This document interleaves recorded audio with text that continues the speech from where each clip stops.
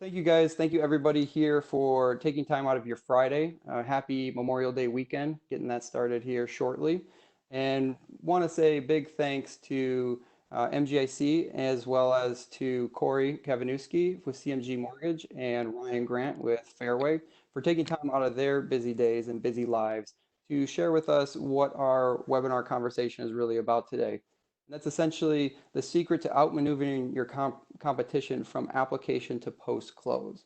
And so when we were thinking about the value of this webinar versus other webinars, it's this idea of sharing exactly what's working for them in some key areas of the process and diving a little bit deeper than maybe some of the past webinars that you've been on. So hopefully you'll have a lot of great takeaways. If you have questions, put them in the chat box. I will be looking at that on the regular so we can get them answered the best of our ability. So just a quick recap again, Ryan, sitting in that big bright red shirt, #1 loan originator, Orange County. He's a trainer, a speaker, and in 2019, 376 units closed and 148 million. So huge numbers there. We're going to learn more about that process. Kory Kavanewsky, CMG Mortgage out in San Diego. Number 25 overall, according to Scotsman Guide. He's branch manager and senior LO for CMG. And he is a coach with our friends over at Mortgage Marketing Animals. Big shout out to Carl White. Love you guys. There was just a podcast that Mortgage Marketing Expert did with Scott Hudspeth, which I think is really great. So a good group of guys over there. So let's get started, really. And I wanted to start with asking, I guess, Ryan, been in the industry maybe around 15 years. Tell me a little bit about your timeline in the industry and how you've been able to maintain and sustain your growth year over year as it relates to business. Yeah, so I've been in the industry. I've had kind of two careers in the industry. I had my initial call center kind of foray that I started in 2005, all the way up until about 2009 or so. And then was thinking about getting out of the industry, ended up working kind of some managerial positions, and really decided to get back into the relationship aspect of it or start that. And so I always consider my actual career starting in 2011. And from that point, I really was able to kind of build on something that I was trying to find, which was just getting business to really creating a great service experience to then ultimately transitioning into something where we can commit to being the most valuable person in our clients' lives when it comes to real estate or finance. And so it's been a pretty cool journey and one that we're still trying to improve on. But yeah, it's been fun. Kory, I know I kind of look back at how long you've been in the industry. It seems close to 20 years. Does that seem right? And what's that path looked like from your perspective as it relates to, again, that year over year growth that you're continuing to see that type of timeline and trajectory? Yeah, so I entered the industry in late 2002, started with a company by the name of Countrywide Home Loans. Had some fantastic training there and had a great mentor who trained me over a 2-year period or so before I became a loan officer on my own in 2005. And when I first got into the business, I used to just kind of obsess over calls like this one, meetings like this one, watching people like Brian and of that era, like Tim Brahim and listening to Barry Habib and really following their instructions, and guidance so diligently. And I am so glad that I did. And that's why I love doing things like this, because it kind of gives me the opportunity to give back and to help out other people. And I still watch and learn from these things all the time. Like you said, I am a coach and I also have a coach. I know Ryan does as well. And so a big part of it for me is just always trying to do better, to improve our service, to improve our delivery, to improve our marketing, to improve the borrower's experience, and just never letting up, never letting up. I'm watching the Last Dance, as many people probably are, with Michael Jordan. In fact, I just finished it, and obviously he's a he's on a different level than just about anybody, but it's funny how you can kind of relate to that, even in a business like this one, not nearly as sexy, but just the idea of never giving up, always trying to improve, always working harder, and paying attention to other market leaders. And for me, that's just been huge. I mean, really, there's been growth every single year really saw some significant increase when I started with the coach. Really was Mhm. a huge help to me, and that was in 2016. I did about 120 million in 16. I'll do about 300 million this year. Yeah, and I think it's interesting, the process of doing a loan, the steps are relatively the same for the most part. And I think it's more about what is the one thing that is your differentiator, setting you apart with that process. And I know you talked about, Kory, going to the ends of the earth to get a deal done, keeping your word, and that ability and that importance of trust in terms of the customer always coming first. I think that's true with you as well, Ryan. And so what we want to highlight here is really that approach, from the application process, getting that customer onboarded and through the post close, what does that kind of look like? And I know each of you kind of handle different parts a little bit differently, but I think it's important to, dive into that aspect. And let's start with you, Ryan, in terms of from the application aspect of it, what exactly are you doing to bring clients in? What does that process look like, and how are you setting yourself apart to keep that growth?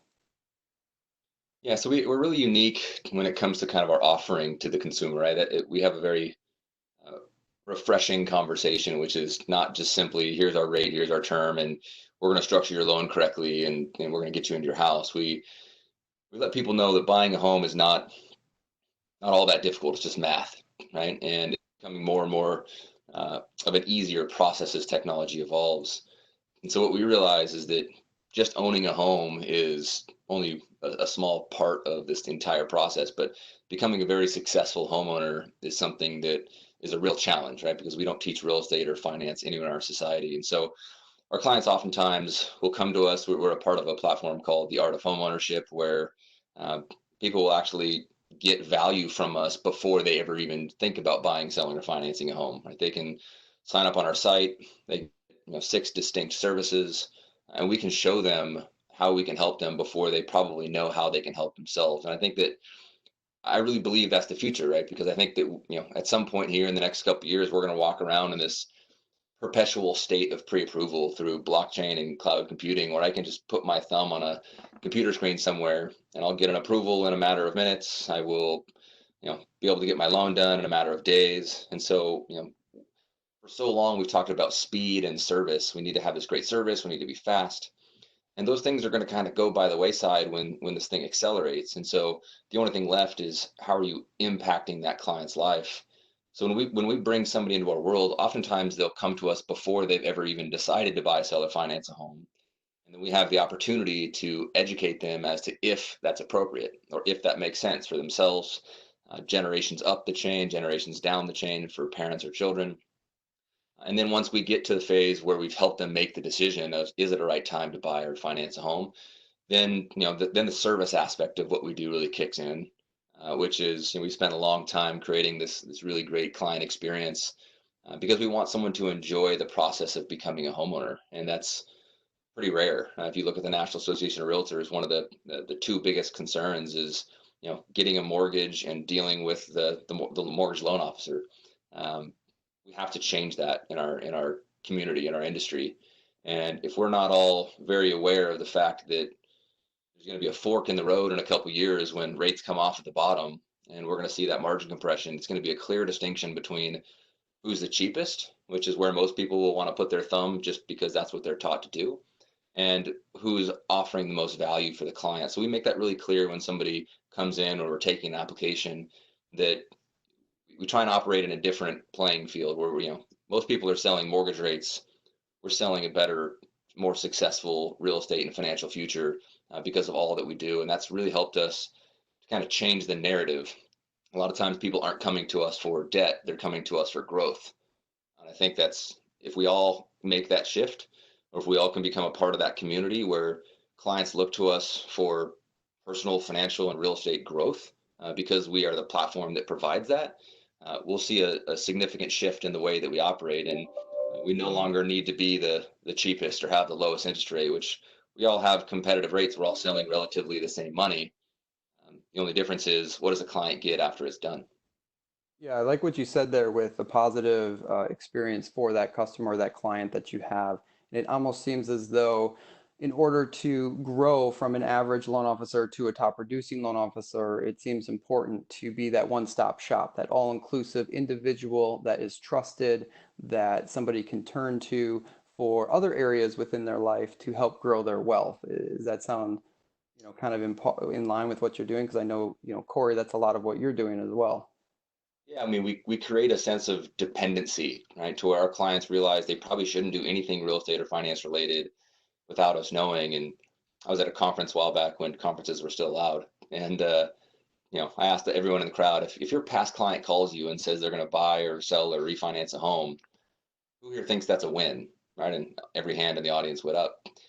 I said, well, I would actually argue that it's a loss, right? Because if you have to hope that someone decides to buy, sell, or finance real estate, and then hope they call you, and then hope that they use you amongst the 600,000 other licensed loan officers in America, one hope strategy is bad enough. You compound that by three, it's shocking that anybody, that's why the average loan officer does 1.8 loans per month. And it's just because there's no distinctive value proposition, right? And that's what we're fortunate that we get to have a refreshingly different conversation than what's your rate, what's your term, because I'm just going to look at four loan estimates next to each other and figure out, who's the lowest. Because at the end of the day, I'm stuck with a mortgage and no loan officer has ever called me. They've never actually helped me in my life. They've never committed to being proactive with my family and helping me make better decisions and grow generational wealth.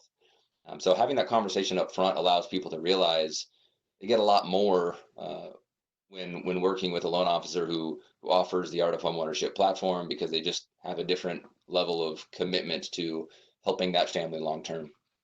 So walk me through. I'm on the webinar. I'm listening to what you have to say. We're talking about the application process in terms of that first step. And what does that look like? I mean, step by step, in a brief about what exactly you are having a conversation about with a potential client or with a client that you've decided to take on.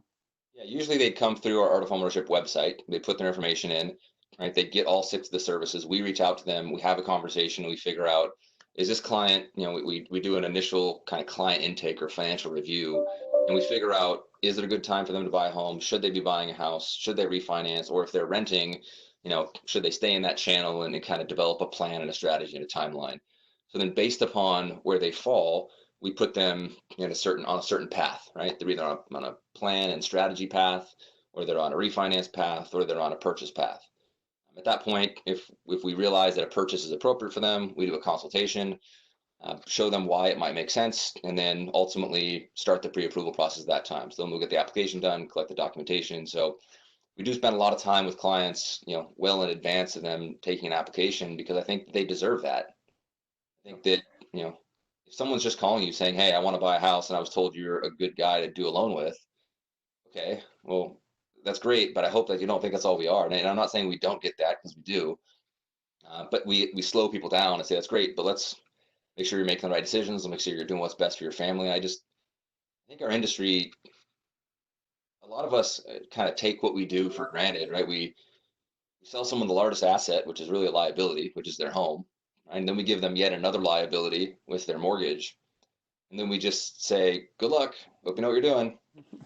And why would we think that? Right? Why would we ever assume that the clients would know how to, manage every aspect of their real estate and financial life when they've never learned it, right? Most people, don't even take the first step to buy a home because they've never been given that belief. So we really make clients aware that owning a home is quite easy, but becoming a successful homeowner is hard. And that's really our goal, to help them with that.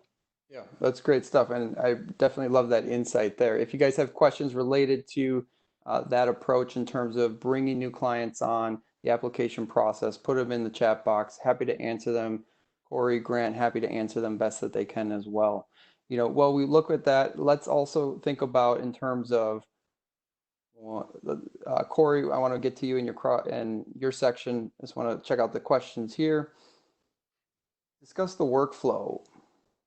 So Ryan, as it relates to your workflow, who does what on your mortgage team in terms of the LO, the processor, et cetera? Can you shed some more light with regard to that? Yeah, we talk about this a lot when we help clients with our training and stuff through our platform. It's very dependent upon your number of units that you do, right? I'm very aware that not every mortgage originator in the country is going to have a substantial team like Kory does or like I do. And that isn't built right away. You're not going to go hire all these people, right? So my rule of thumb is that for every 6 loans that you fund, you need an additional front end, quote unquote salesperson, even though I don't really like that term, a person that's on the front end of the transaction, not a operation. So not processing, not back end. It's going to be your production partners, your originators, your mortgage advisors, your loan coordinators, and what we call production assistants, processors. We call them everything. They're different, right? But I'd say for every 6 loans you do, you need a person on the team, because if you're solo and you're doing 1 to 6 loans, you're really doing pretty much everything up to the point till you submit to processing. And then when you get to like that 7 to 12 number, then you have a production partner who manages your email, who handles your phone calls, who manages your calendar, who is your lead manager, your lead follow-up strategist. They're having initial conversations with some people, and then they're pushing all the consultations to you, right? So that's a pretty long training, and we could be here all day if I answered that entire thing. But I would say it's all dependent upon how many units you do, and then we train people on how to scale that. Cool.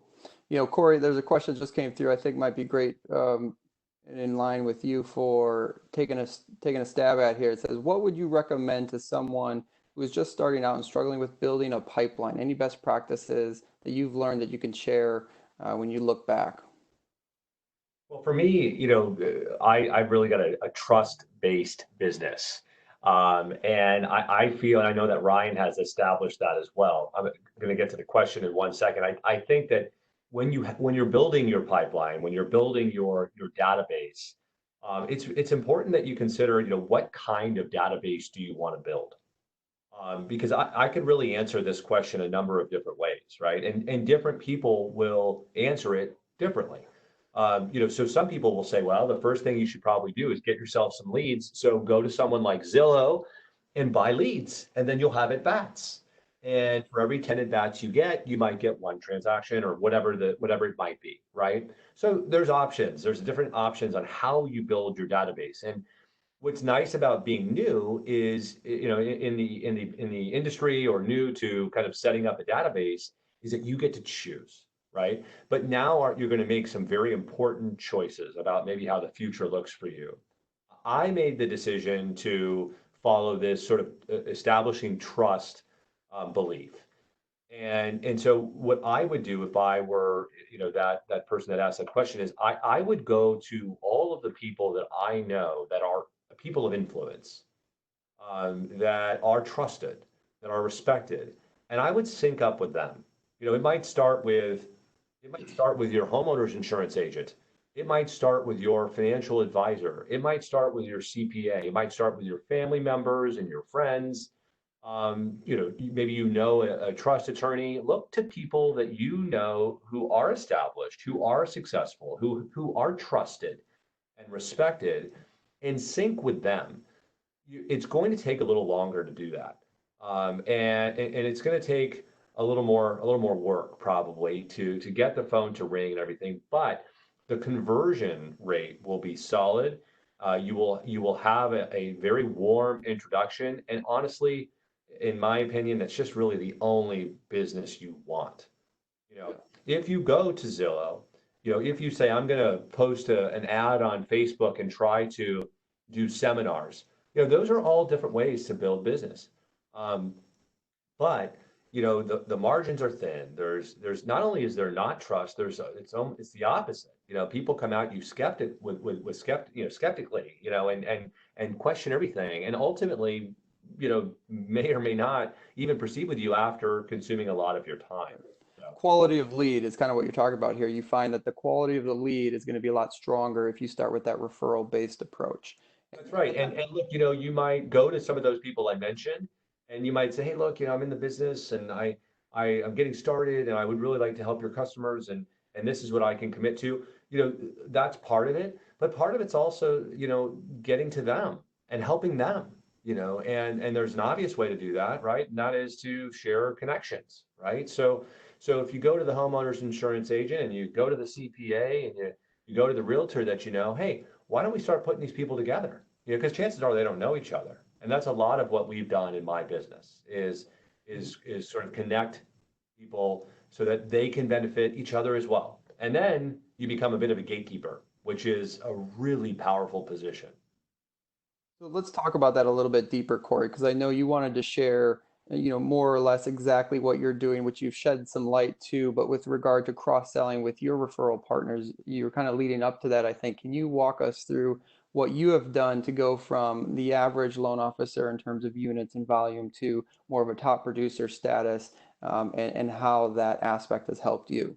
Yeah, absolutely. And there's so many different things that I feel my group does to be different. But one of them is to cross sell and to, like Ryan said, to sort of become that advisor where people come to you and go, "Hey Ryan, I'm not buying a house or selling a house or refinancing a house right now, but I'm wondering who's best for life insurance." I mean, those are we get those calls all the time, you know, and that you know that when you're getting that call that you're at a different level, right? Because there's a level of trust there that is so much different than, the sort of the mortgage bar, right? You're not gonna call the guy who sold you your car to answer a question like that, probably, right?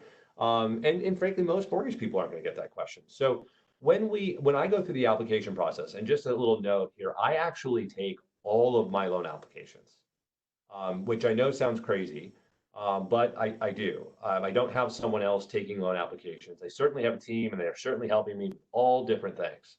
I'm not doing everything. But I am big on that initial consult and application. It's just my thing. I feel like I connect with people very well in a very short period of time. And anyone who has read anything about marketing knows that most people make decisions very quickly, very quickly. And so I'm a key part in that decision making process, versus allowing someone else on my team to do that. As part of the application process, I dig into people's finances and who their partners are, and if they have a CPA who's great, great. I want to know a great CPA for all sorts of reasons, right?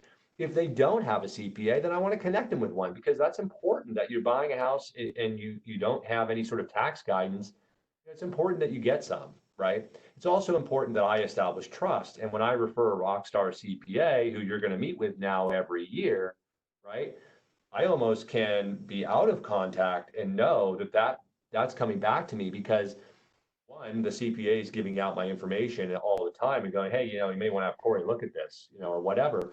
But also, if that CPA is really that great, then I'm going to get credit for that referral too, and they're going to be reminded of that every time they meet with the CPA. So we're looking at, who's the CPA, who is the financial advisor, who is the trust attorney, do they have trust? Pretty important stuff. If you own a home and you have a family and you don't have a trust, it's a big miss, right? So, and I would go so far as to say most people don't. Most people think trusts are for rich people. That's what they think, you know. They think of trust fund, and they don't really think about how it's really kind of critical to have if you're going to have a family and you're going to own a home. So there's all these different people you can kind of cross connect with. And again, there's a win here either way. They have somebody, great. I want to know them.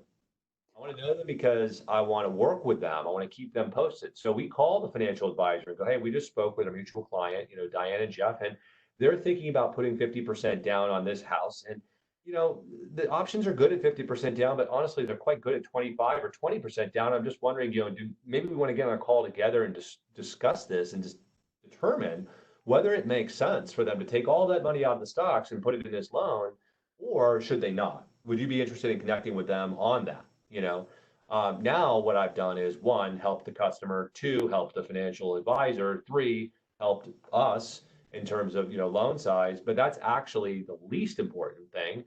But we've made that connection with the advisor and help the client.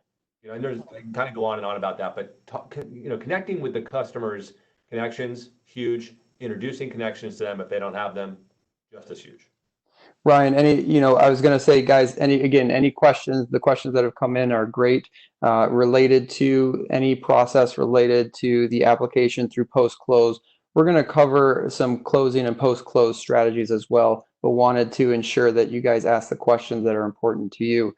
Ryan, as it relates to what Kory was talking about in terms of that referral business, do you have anything that you are interested in adding, or that's working for you, that's helped you grow your business year over year? Yeah, I think Corey's spot on. I think that it's unfortunate.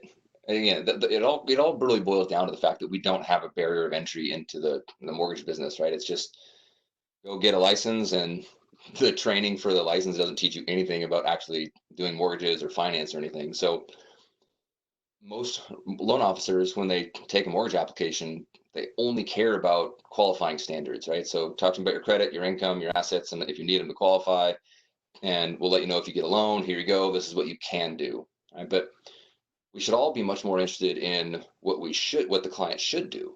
Right? Because there's a big difference, right? You can go on Quicken and you can go $500,000 into debt in 8 minutes. Now, should you do that? Probably not, but you can. Right? And so by asking a lot of questions, I tell everybody in our team and everybody that we train, you literally cannot tell someone or give someone appropriate mortgage advice without knowing if they have life insurance, disability insurance, a proper umbrella policy that would be in place, if they have an estate plan or they plan on getting one.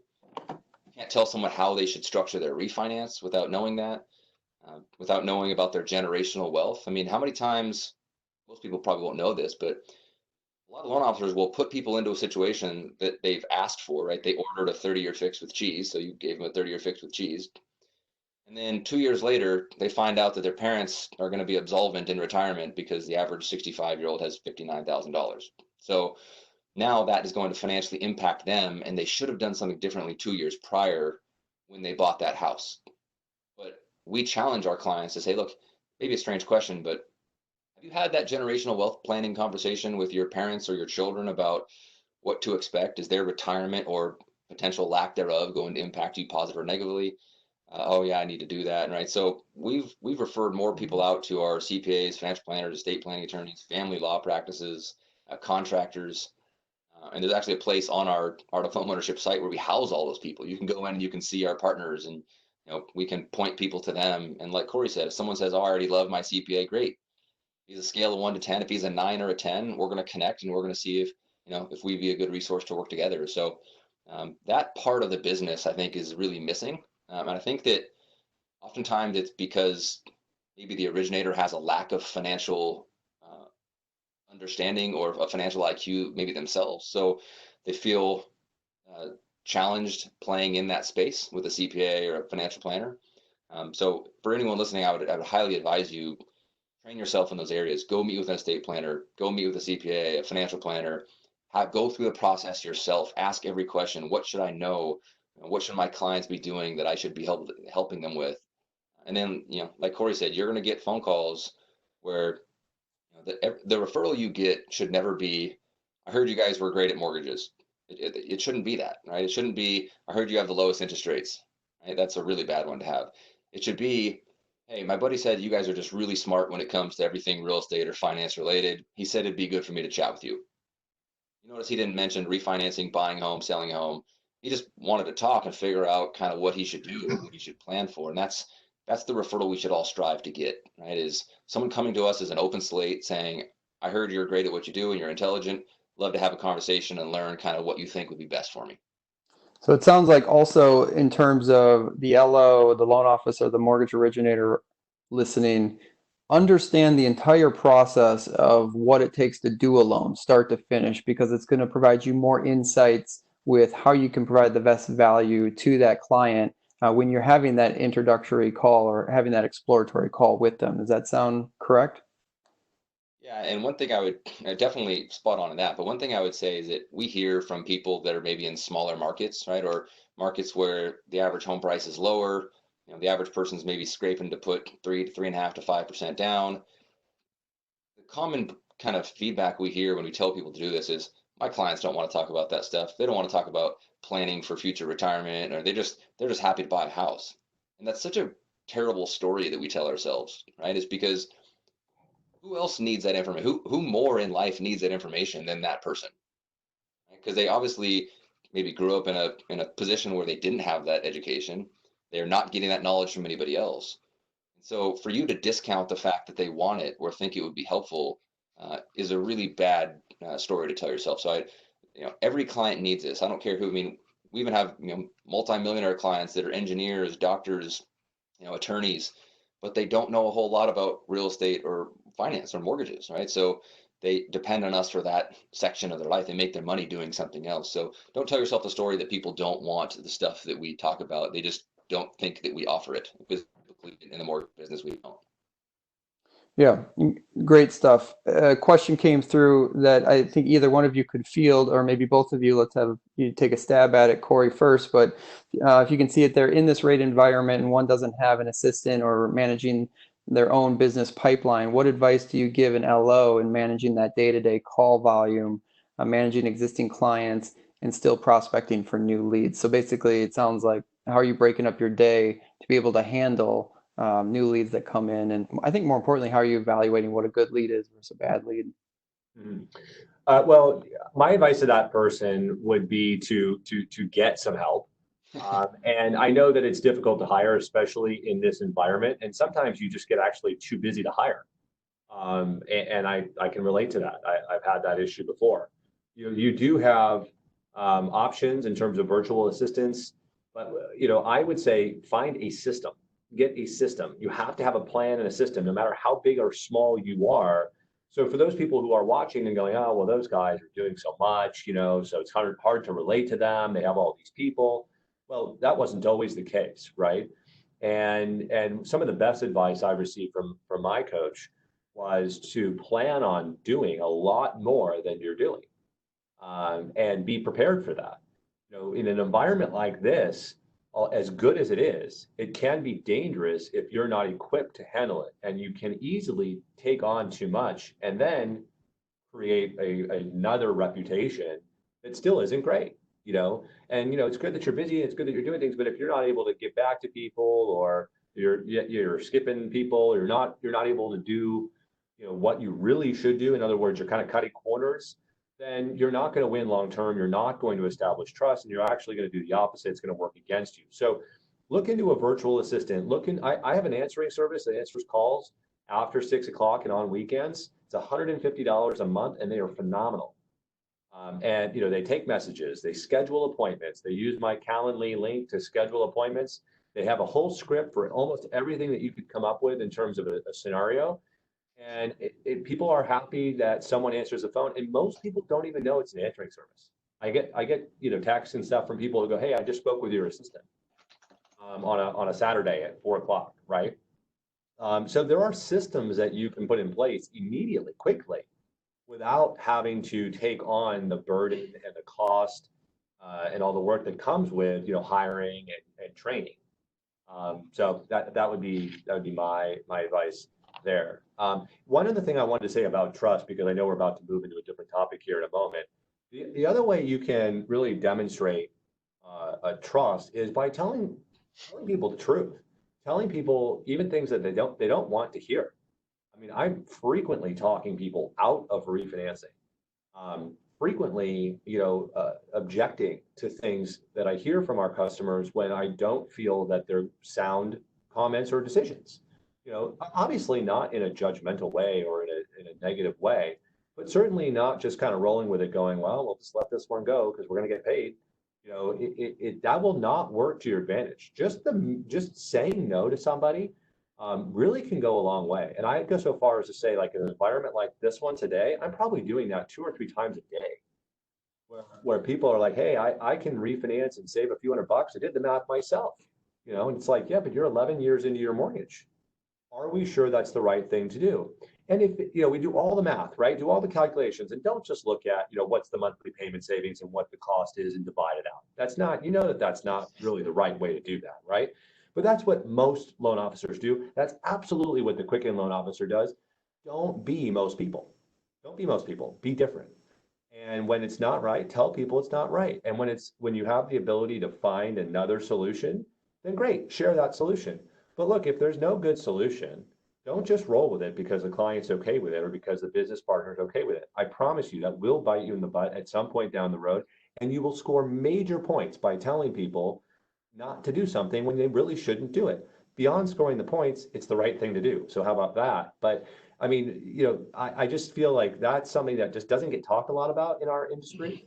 And it just goes a very long way in terms of establishing trust.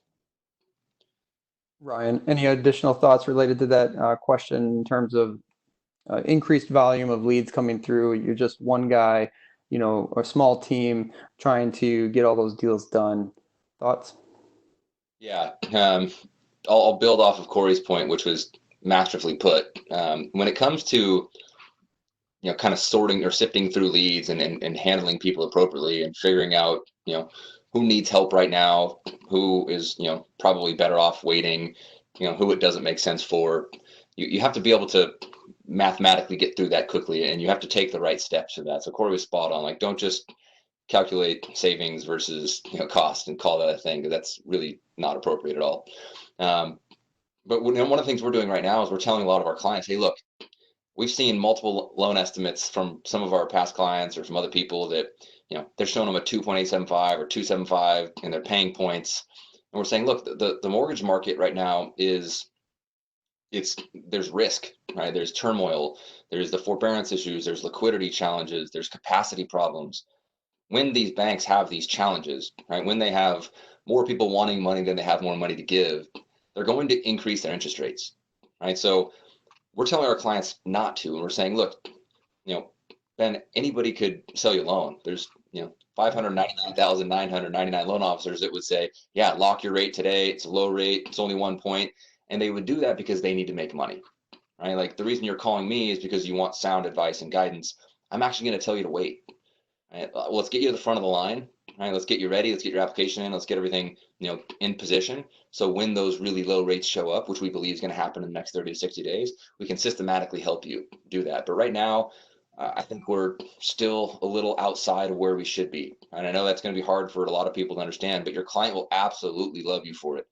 And they'll realize, man, anyone else would have just sold me a loan. And, it's pretty nice that they're not trying to make money on me and they're telling me to do the right thing. So do that in terms of like figuring out, okay, this person needs to refinance now. They need cash out. They need to skip some payments, like them saving money from a cash perspective. That's a big deal. Let's do that one now. For people that don't have a need, you can space it. But in terms of the team growth thing, hiring now using the answering service is great. I've always told people that I think loan officers keep too much of the money they make. I think that it's a challenge because we didn't all go to business school, right? We don't all have MBAs. So if we have a comp plan of X, we make X, and then we just try and do more loans. You have to reinvest back into your business in a very significant way. What company do you know who shoots the moon with one person? Like, it just never happens, right? So carve out your income to hire more people. I know it's scary at first because you think, well, I'm going to make less money, but I think ask any mega mortgage team will tell you they would have never gotten even remotely close to where they did if they didn't hire the appropriate people. So take a step back in terms of what you're earning to take 10 steps forward in terms of your gross revenues. And team building is going to be unbeatable in the next 2 years. Because like I said, when we come off the bottom and rates go back up to 4 and we're a purchase only market, the people who not only have saved money, but have built a substantial system and a team, it's going to be really difficult to compete with them. So reinvest in your business to scale it better is kind of what you're saying. Yeah. So I wanted to move on to the last section that we're going to talk. You each guys have different things that you're doing in a post-close related to application to post-close, what you're doing post-close and from a strategy perspective. Kory, share with me first, what you're thinking and what you're doing, the details of that. You'd mentioned you have a post-close campaign you do. What is that? Well, first of all, every client that you come in touch with and every deal that you close, certainly you get a commission at that time, right? But there is a huge, future relationship potential there between you and your customer. They're going to do other things. They're going to refinance. They're going to buy another home. They're going to have a daughter or son that buys a home, or a friend or a neighbor or a realtor or whatever. So you have to understand the value of each funded loan. It is so much greater than the commission you earned on that transaction, regardless of the loan size. Never forget that. Understand that big things can come out of one transaction or one right move for somebody. And that's why at the very beginning you said, you go to the end of the earth to make things right for people. 100% I do, regardless of the loan size. It's the right thing to do, but also the future earnings potential as a result of that is tremendous. And the reality is most people don't do that. Again, don't be most people. When it comes to post-closing, I'm actually far better in the post-closing phase of things than I am in the lead phase, and dare I say, even in the in-process phase. We really, I feel, have the post-closing phase dialed in. And so we have a series of steps. It's huge. It's 200 or something things that happen. It's a lot in the first year. There's some template emails in there, but they're not nonsense. They're not, elephants jumping out of cakes and silly images and stuff like that. It's everything from little things like, birthday gifts, and messages to, hey, it's been 3 months since you closed. Just want to send you a reminder that we should get this closing statement to your CPA. We're happy to send it to them if it's okay with you. Get permission, right? On the 1 year anniversary, we don't say happy loan anniversary because no one cares about that. We say at like 10 months, we say your homeowner's insurance is about to expire. It may be a good time for you to reevaluate the insurance that you have now that you've been there for a while. Please let us know if you'd like us to connect you with someone who could maybe do a review of the insurance you have. I can kind of go on and on. There's text, there's emails, there's things that are delivered. There are phone calls. Couple of the biggest things I've implemented over the past couple of years are 4 phone calls a year, personal phone calls from a member of my team who has a script and who has a real purpose for calling. Not calling just to say hi, hey, we were thinking about you.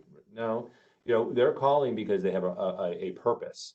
Like for instance, right now we're calling all of our customers, and it's like 3,000 calls with a system by the name of Phone Burner, calling through and making sure people understand how forbearance could work for or against them, and then pointing them in the right direction if they need help.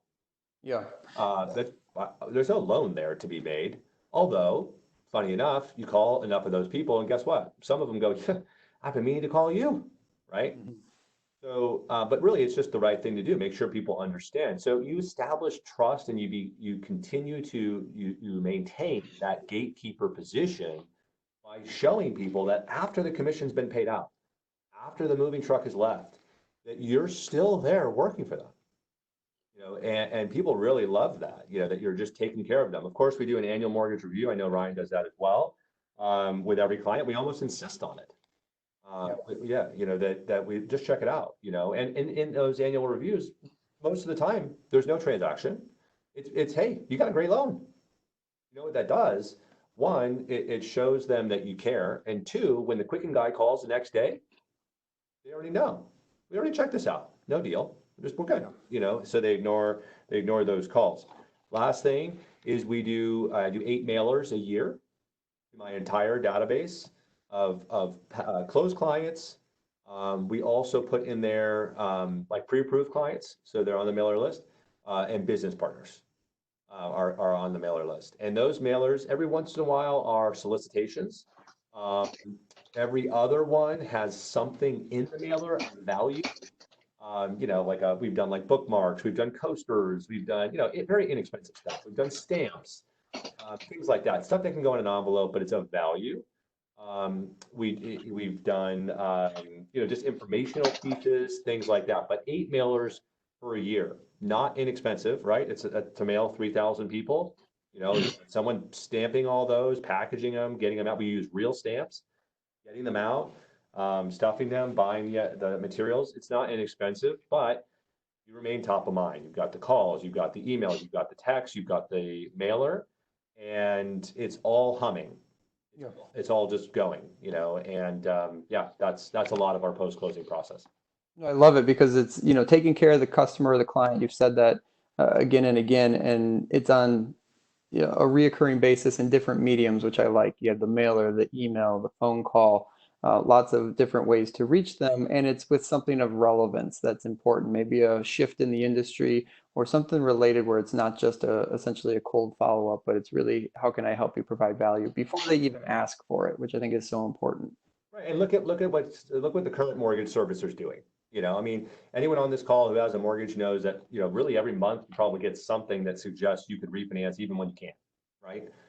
Call us, we can refinance your loan. No, you can't. I got 3%. You're gonna refinance me into, right? But they're constantly in touch. You've got to be, you got to be better than they are. Yeah. And Ryan, so I know you have a post-closing strategy as well. Tell me and walk us through what that looks like. Yeah, so I took a bunch of notes from Kory, so that's I can't tell you how much we learned from these calls, and we Taking still, so many notes, yes. yeah, there's a lot of gems. Um, you know, we've always, I can't say we always, for a long time we just thought that service was going to win, right? We thought if we have an incredible client experience, that's going to do it, and it did for a long time. It helped us grow our business substantially, and then margin compression hit, and we started realizing that people weren't. I mean, service was great, but almost expected, right? And so we said the only way we're really going to make a dent and actually change this industry for the better is if we commit to helping the client long term. And so, you know, when I selfishly just created this for ourselves, and then we created it to offer to loan officers and realtors across the country. But you know, we can now, through our Art of Homeownership platform, we can offer 6 unique and distinct services to every client, specifically past clients, but anybody who signs up as well. So well, the first thing we do is I spend personally, I talk to each client after closing 20 to 30 minutes. We go through a really in-depth post-closing call, and I explain what our relationship to them is going to be like for the next 30 years. And I always find it strange when I ask other loan officers, what do you do when the loan closes? They go, some loan officers don't even call at all.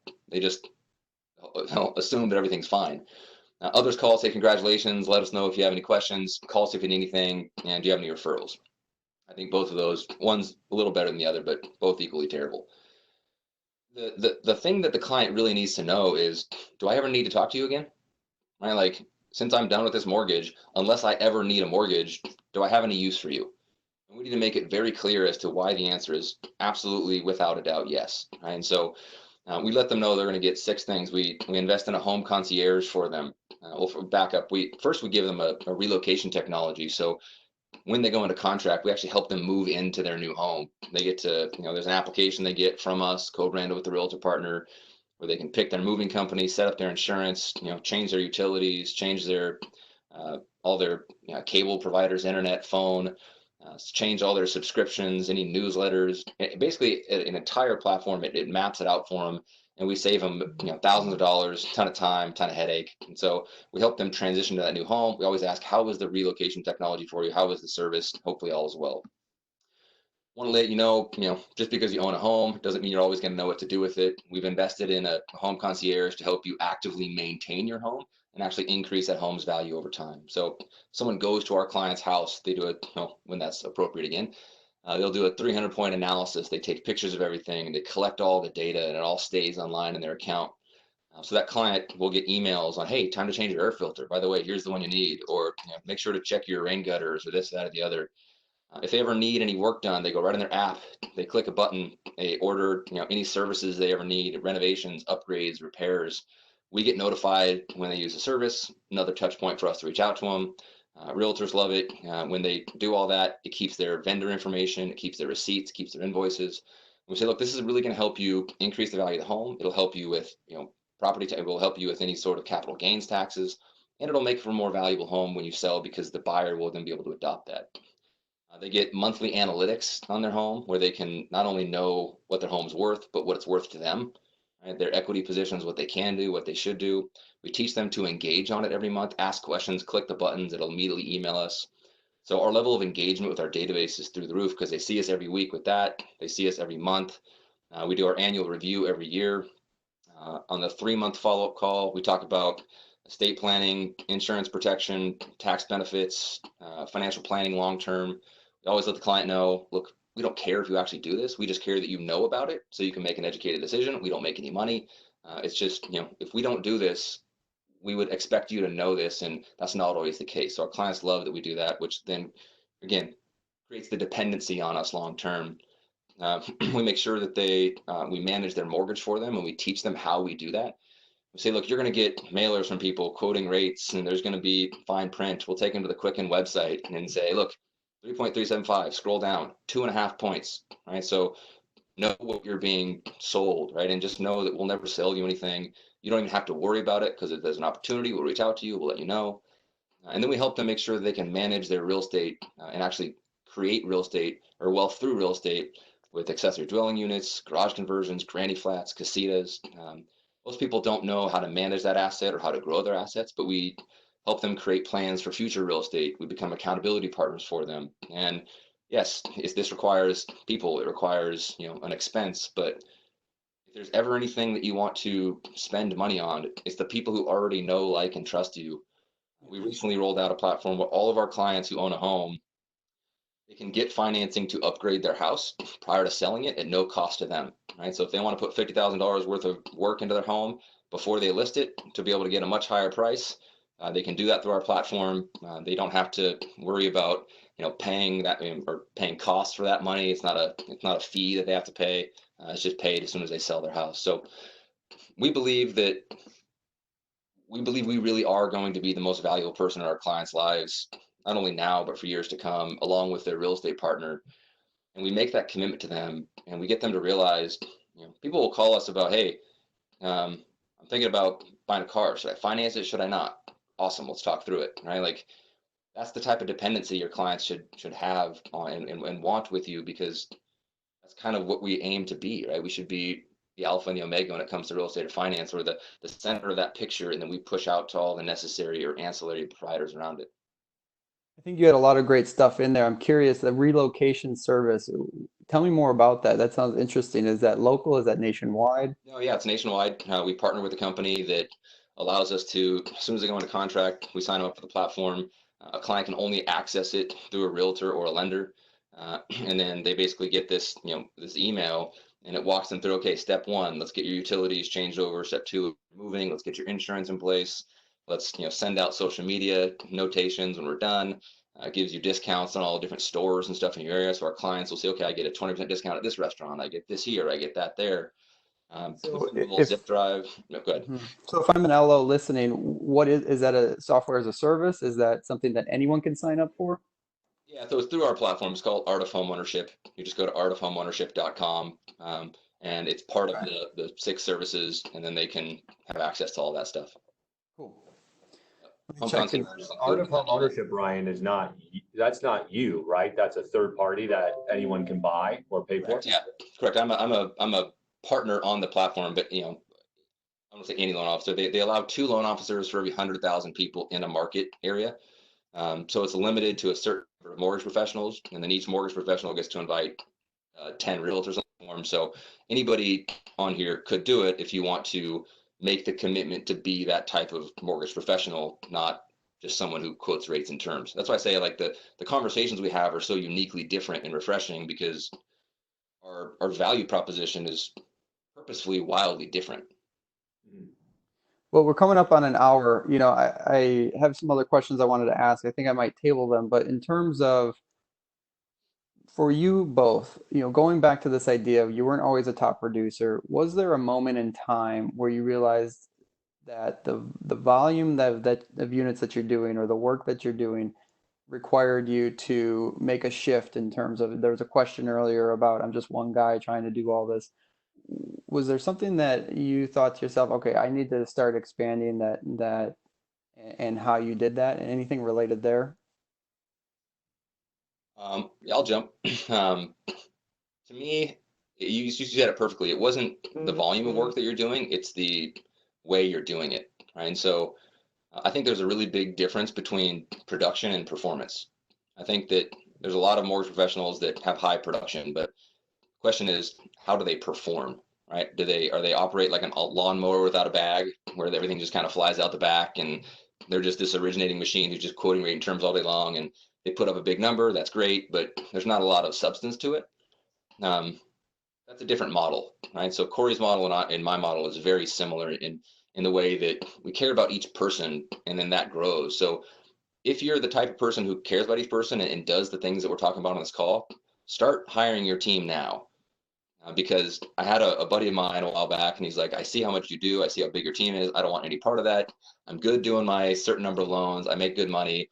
I don't want the stress. And I looked at him, I said, if you're good, you can't help but grow, right? Because unless you just want to start turning people away, and saying, sorry, I only do X number of loans per month, then everybody's going to come to you. So if you believe in what you're doing, and if you're doing the business the way that Kory and I are explaining, grow your team now, grow ahead of it, and you will grow into it, right? But if you're not, it'll be a challenge regardless. So I would say believe in yourself, grow first. Don't keep all the money, reinvest it in team and infrastructure and systems, because you'll get there. You're playing a game that very few other people are playing. Kory, thoughts on that before we wrap? I mean, honestly, I don't think that I would change much there. You know, for me, the sort of pivotal moment was hiring people. You know, I think I hired my first assistant in probably 2009. Struggled with it, you know, struggled with delegation and hiring the right people and all that. But you know, that started, you know, allowed me to grow. I mean, I just wasn't going to be able. At some point, your bandwidth is, you know, it expires. You know, and that was probably the single most pivotal thing that I've done in my career is hiring that first person. It was scary. It was, you know, hard and almost felt like it was a step backwards because of the training and the having to, you know, change my ways and all of that. So that was one. And then the other one is hiring a coach. And you know, I still have a coach and I work with them all the time, and I know Ryan does too. And so that was another really big one for me. At the end of 2016, I was really pretty concerned about where the market was going to go in 17, whether or not my purchase market share was strong enough, and that I was going to be able to continue to be, you know, doing the kind of business I was doing. And, you know, I was able to, you know, I've been able to double it. You know, certainly the wind is at our back, but even so, most people, you know, are not doing, you know, 300 million or whatever the number might be. Most people aren't, you know, and I really credit my coach for helping me so much and with hiring and marketing ideas and all of that. So those were the two big things for me. And just both of you have coaches. A question came through, where did someone find a coach that they could hire or work with? Or what does that process look like for someone that's looking to take that next step, wants a little bit of mentorship and coaching to help them be successful? Yeah, I'd be happy to answer. I mean, if anyone has any questions, one of the things I wanted to do for everyone on the call is, you know, I'm happy to give away my post-closing call script. If anybody needs it, just email us at team@ryangrantteam.com. We'll email you back the post-closing call script. If you take anything away from this entire call, you know, obviously the majority of what Kory said, but you know, that call script will help you a lot. When it comes to coaching, we can answer that question. We can tell you, you know, I've had multiple coaches.